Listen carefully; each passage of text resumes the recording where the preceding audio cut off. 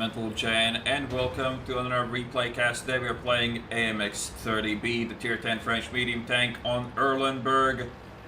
So when playing solo on Erlenberg in a medium tank, I think this is the best play you can make. Arguably, if your entire team is going to the 890 line, you can join them, but if your team plays like a standard setup, this position at the start of the game is probably the most effective thing you can do, and you probably should as well. So first of all, this position spots everybody crossing like HJ line. If they cross farther away, you won't see them, but most of the time it's your position is good enough to shoot all of them, well, to spot most of them at least, and if not, you can still drive closer, which is exactly what I'll do because I didn't spot any overwhelming amount of enemy tanks, and also there's two RDs, so I don't really want to sit in the open there anymore. At this point, I'm kind of taking a chance, but then again, if you look at the matchmaking, the only things they could have really had in this corner by this point are those light tanks, and that is not that terrible for me. I mean, a T-49 could have really shot on my day, but he's not here. So it seems that there's absolutely nobody here, which is quite common actually these days. Then people actually kind of realize that crossing the bridge is bad and you should not do it. Sadly, our mediums didn't get that memo, so we're probably going to be outnumbered when they get picked up, and they usually do get picked up quite rapidly there. This is a terrible shot. They shouldn't really bother here, but it misses the mouse anyway, so whatever. It doesn't matter. We had really no chance of pinning that, and we're not really going to bother to shoot gold at that. We're going to clean the middle first and then work from there. The Centurion should be an easy pickup really soon, so we should do that and then maybe go for the mouse from the flank. It's likely that something like an E75 with Caravan maybe will push the mouse frontally, so we might get some side shots in there for sure. Could have taken that shot myself, but I hesitated for too long there. Anyways, just taking some RD cover, waiting for the ability to make the next play, and like really thinking about what the next play should be. At this point, I mean, like, we are still in a disadvantage. Those mediums are going to die. It's extremely hard to push through that side, especially when you're outnumbered like that. The Leopard probably is going to get away, but the E100 is fucked already, and whoever is in the corner there is also extremely likely to die.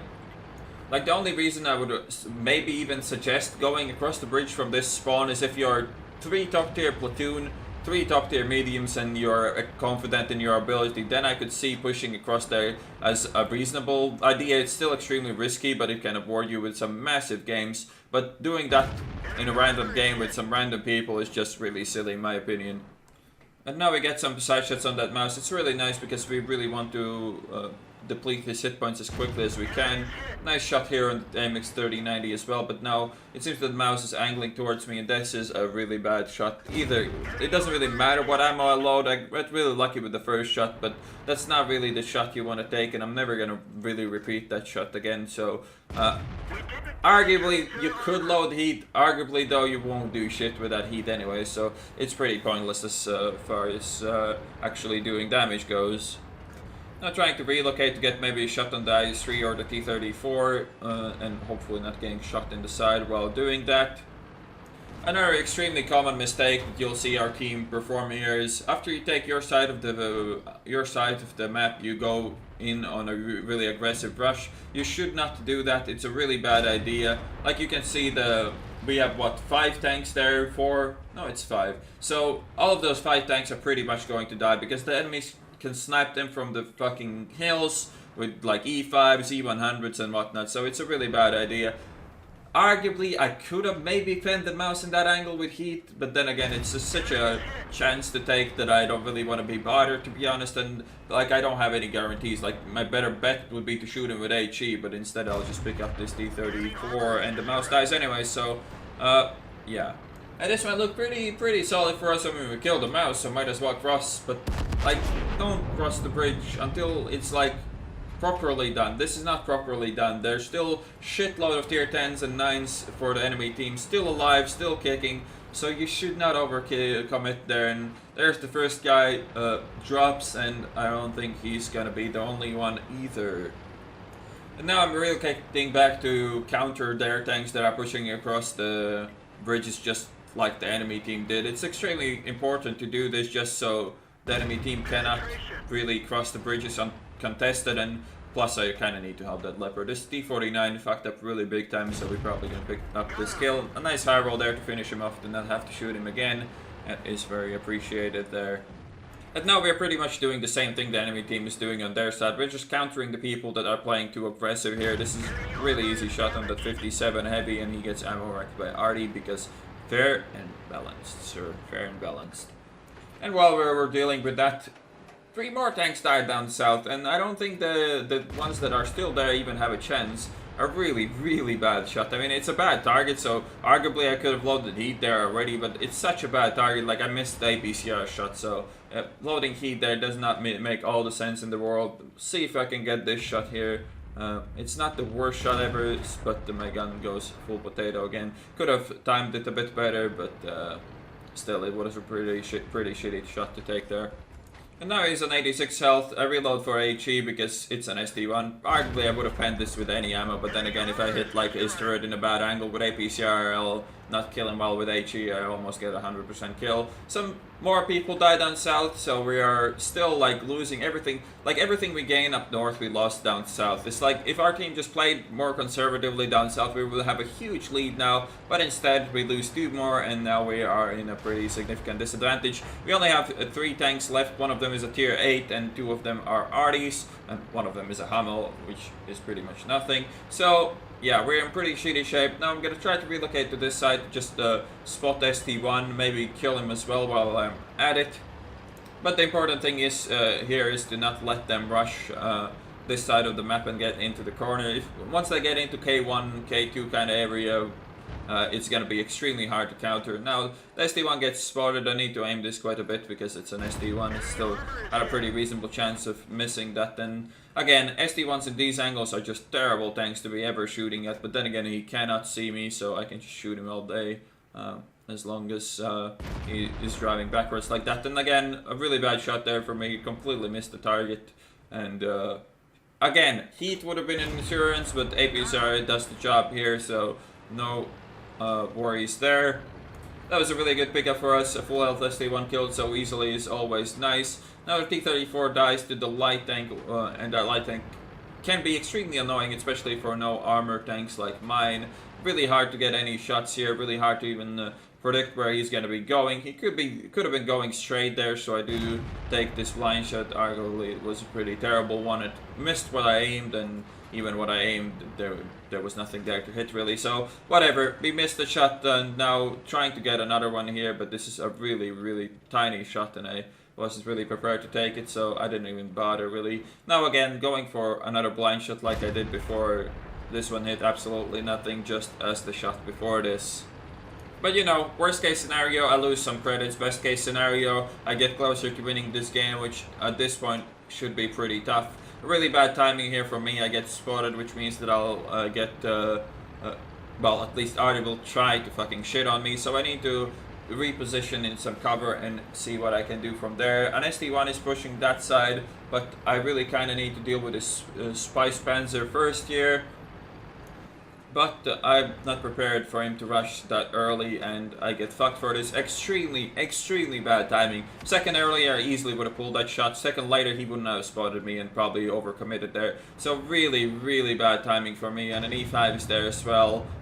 Really bad position to be in, and I do recognize that, and it's time to fuck off. There's no point sitting there and Artie misses their shot as well. So now, instead of fucking with these two, we're gonna have to isolate the SD1. And at this point in the game, when you're driving medium tanks and you have 2 of them, like with me and the Leopard, the most important thing you should do, or you should try to do, is isolate the enemy tanks and kill them one by one. You cannot fight, like we cannot fight E5, E100 and Spice Panzer at once, but we can easily kill this SD1 without really taking too much damage. I'm still full health, so I don't really mind taking a hit or two for this Leopard if I have to. Obviously, it's not ideal, but it's better that I take the shot than he does. So the SD1 seems to be fucked now, and he's not even gonna shoot anything, so that is done. Now, the E5 is likely to go to the K1 or J1, H1 area and just try to get the flanking shots, and it's gonna be rather easy for him with the E100 spotting us from there, and the Spice Panzer being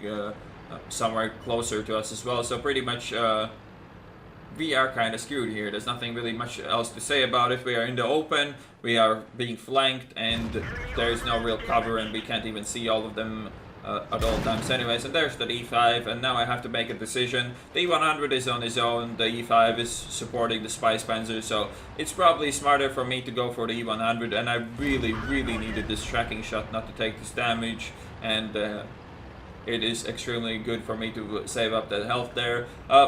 Likely that the Spice Panzer will push behind me, and there he is. We need to get this shot. Would have been extremely insane to high roll him there, but it didn't happen. The Leopard does pick him up though, so it didn't cost him his life. The C100 is not the worst player in history, but he's not the best one either, so we are able to take quite a bit of an advantage of his pretty overconfident play. But hey, artillery! The super inaccurate class just shits on me. Like, one of them did like 800 damage, one of them did no damage, and the E100 put a shot into me as well. So this is really bad for me because it puts me as a one shot for the E5. But at this point we do get to pick up the E100. Both arties are reloading, and the E5 is pretty much on his own. So we still have a chance in this game. And now the decision to fix the gunner or commander here is a tough one, but the gunner has to be the worst choice here. The commander is more important in late game situation like this. First of all, spotting Artie. Like, if I fix my gunner, maybe I'll be able to kill this E5, but after that, Artie could outspot me, so I don't really want that to happen. So we did fix the commander, and we'll try to make our shots count with the dead gunner. And it's not as bad as in some other tanks, as this gun is in general just reasonably accurate as long as you're not moving too much. So we should still be reasonably combat effective here. Trying to find the best position to fight the C5. We could have gone for their arty now as well, but running away now for me is pretty damn impossible, so I'm not even gonna try. E5's gun is extremely good with snapshot, as it always has been. E5 thinks he's flanking me, but he's doing exactly the opposite and going into the middle. Sadly, I don't pen my shot, and that means that the E5 is still alive. Loading HE here now. He has 90 hit points. It could be a one shot, but it will not be. Arguably, I could have penned that shot with APCR, but with a dead gunner, I could have also missed that completely. So we do see two RD misses and an E5 miss, so in theory I should have just finished him off here now, but I guess I wasn't paying enough attention. I actually did not see the E5 shot there, and the Leopard picks him up with also HE. So that is over for the E5, and boy, he was salty about that. And now there's nothing much to really do in this game, just trying not to crash too many obstacles so Ari cannot like try to make some sick blind shots, but at this point we should be in a clear. I didn't even get spotted there at the end, so just crossing and going for Ari, most likely sitting still in the corner or maybe trying to run away, but the worst case for us to be if they run down the K line. I probably will not even be able to spot that very well, and they would maybe be able to get away that way, but I can't really cover that as we only have 2 minutes left, so we need to make good use of our time here, and I just hope that they're not like at K3, 4 now already. Getting some encouragement from this T110 E5 here, who is calling us campers, while in the first like 2 hours of this game he sat like right here and was not spotted until like the late stages of it, so you know, campers indeed. I can see the Audi here, which is a pretty bad news, because either they're sitting somewhere in the bushes, and that's really what you should be doing at this stage. If you are an Audi player, why the fuck would you be sitting behind that house, right?